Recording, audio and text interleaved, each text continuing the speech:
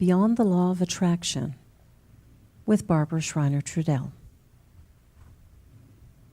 The Law of Forgiveness.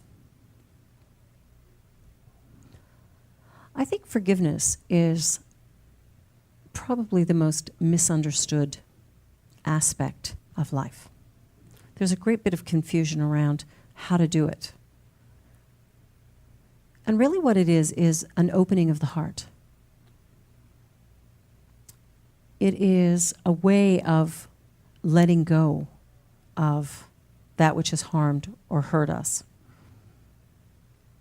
or how we've even harmed or hurt ourselves. It's a way of giving love into ourselves and into our lives, but it causes confusion.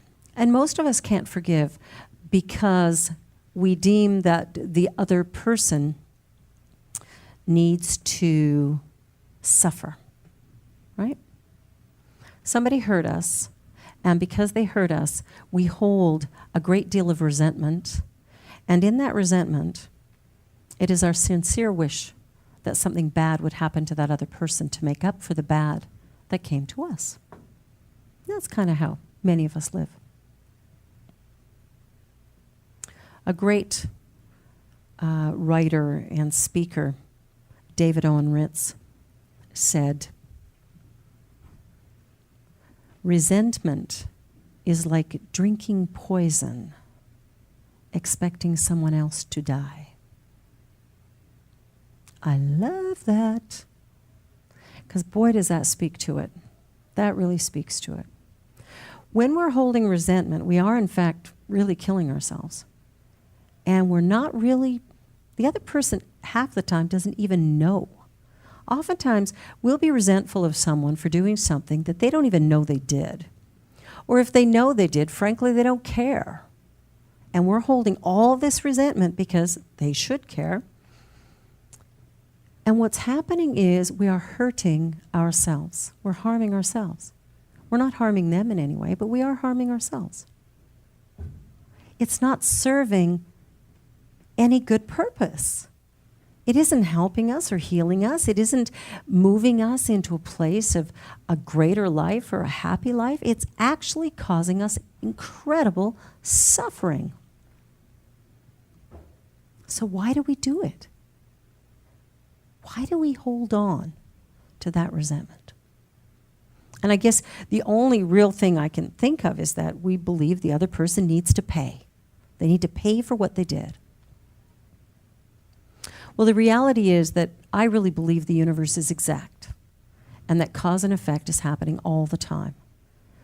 However I show up in life is coming back to me. So if I wrong somebody, odds are pretty good something negative's coming my way.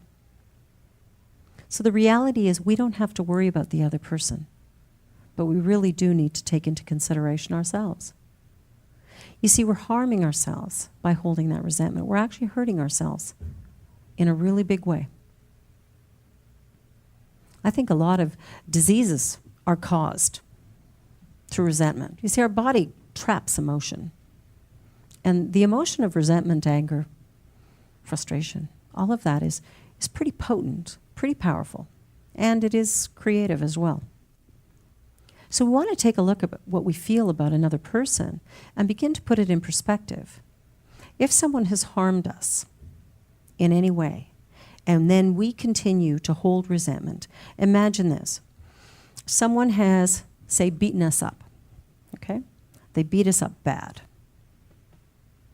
Now, it took them about 20 minutes to do that, okay? So for 20 minutes, they laid a beating on us. And then after that beating, maybe it took 2 or 3 weeks to heal all the injuries that our body sustained. So now we're 2 or 3 weeks in.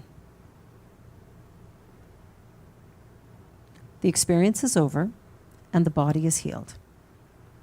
What happens for many of us is that although the experience is past, we keep bringing it into the now moment through our memory.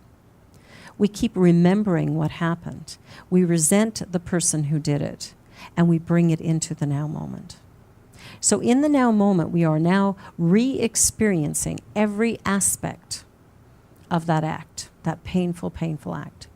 So we have gone from experiencing incredible pain to experiencing suffering. I really believe that we actually are at choice here. And I know that anyone in deep pain might disagree with me, but just hear me out. I really truly believe that when we can forgive, what we're doing is we're giving love to ourselves and to our circumstance, and we're actually severing our tie to that other individual.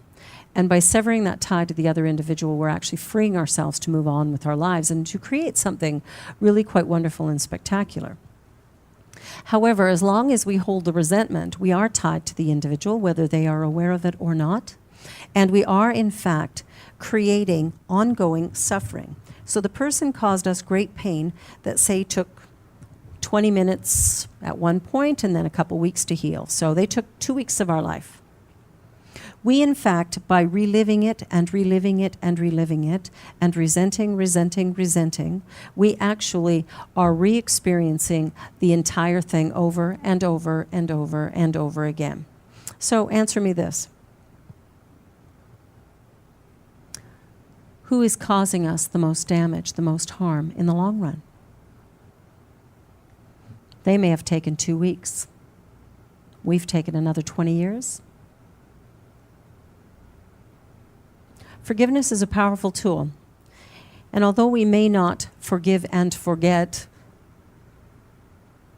if we forgive, what happens is we'll think about it a whole lot less. And as we think about it less, we'll experience it less. The suffering will subside, and we'll be able to get on with our lives. The power of forgiveness is truly remarkable. And what I'd like you to do is imagine for a moment that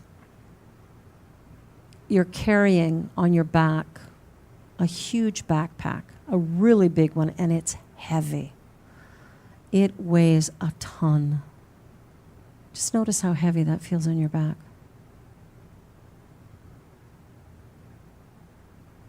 Now what I want you to do is imagine taking it off and setting it down, and now stand without it. Imagine how that feels. Feels good, doesn't it? Feels lighter. Feels like you could maybe run, where with the other one you could maybe barely walk. See, this is the thing. This is what forgiveness does. When we forgive other people for the harm that they've caused us, what happens is we free ourselves to move forward. But we do something more than that. We actually begin to shift consciousness at a really deep level. And what happens is that everyone is touched by it. Not only ourselves, but the people who may have caused us harm and anyone else. Everything begins to shift, and a healing energy seems to permeate everything and create a greater sense of love and joy and peace in all that we do. And this is kind of what we're looking for.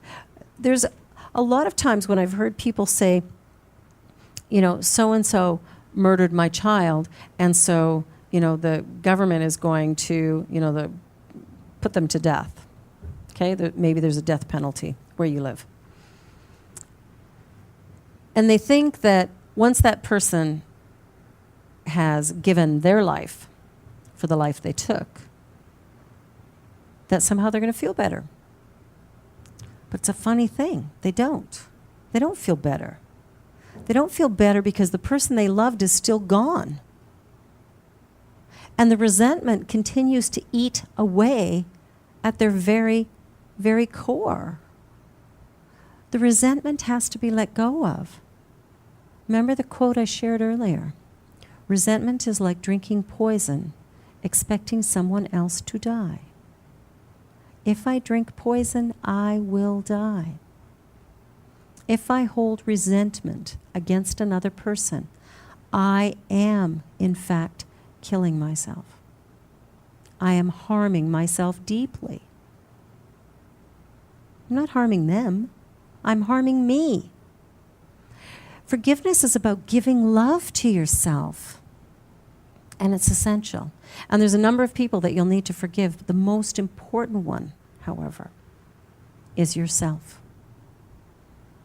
Most of us begin by forgiving our spouse or our parents or some relative or a neighbor or a teacher or a friend, and we forgive all these people. And then we realize that we have been the constant in every relationship that we've ever been in. That somehow, in some way, we have placed ourselves in these experiences. And we need to forgive ourselves. We need to forgive ourselves. The reality is that resentment is a death sentence on us, on the person who holds it. And that's a pretty steep price to pay for somebody else's actions, don't you think? Somebody hurt you, and so now you're hurting you? Who won there? That sounds like they won and you lost. Think about it. Think about the price that you're paying and ask if it's worth it. And then I invite you to move into a place of forgiveness. Write a list of the people that you need to forgive. And begin to work through that list. Be sure to put your own name on it. When you're ready, you'll be able to forgive yourself. But begin today to start letting this stuff go. You're going to remember for a while. Don't worry about forgetting. Just move into a place of forgiveness. Move into a place of forgiveness. Imagine there's a rope tied between you and that person. And you've got a great big pair of scissors and you're going to cut that rope and then walk away. That's forgiveness. It doesn't condone behavior. Bad behavior is bad behavior, and the laws of the universe are exact. The law of cause and effect is right here. If I behave badly in life, bad things are coming back to me. That's the reality. You do not need to worry about going after this person. The universe is an exact system. Who I am comes back to me, multiplied. So what we need to do is let it go. Let go of what's been going on. Forgive that person for their ignorance. Forgive them for the pain that they've caused. Forgiveness is about cutting them out of your life. You don't have to go to them and say, I forgive you. You need to do it in your own heart. And as you move into that place of forgiveness, and as you begin to forgive yourself, what happens is you free yourself to begin to live again. And as you begin to live again, you might discover that you still have dreams, you still have hopes and wishes, you still have a life to live. And the interesting thing is, once you forgive, you have the energy to live it. Today's a new day. And it's filled with infinite potential and possibility, provided you're there. We have to get into it, get into life. Let go of the past. Let go of whatever's happened prior to this moment and get into this now moment and into this now space and know that this is the only place of creation. You want to create your dreams, your life. You want to create your biggest vision and hopes that you have for your life. There's only one way to do that. Let go of the past. Live in the now. Accept what is and begin to move forward. Are you ready? Are you ready to do that? Are you ready to begin to live the life of your dreams? Are you ready? Well, you must be. You're listening to this series. You must be ready at some level. You must be ready. Forgiveness is about freeing yourself from the other. It's about letting go of the ties that bind. By applying the law of forgiveness, both parties concerned will be lifted from a debt consciousness to a prosperous consciousness, and prosperity and all good will abound. As we forgive, good happens in our lives, and as we forgive, good happens in life. But it allows us to move forward to create the things that we really deem important to us. So I invite you to forgive and live.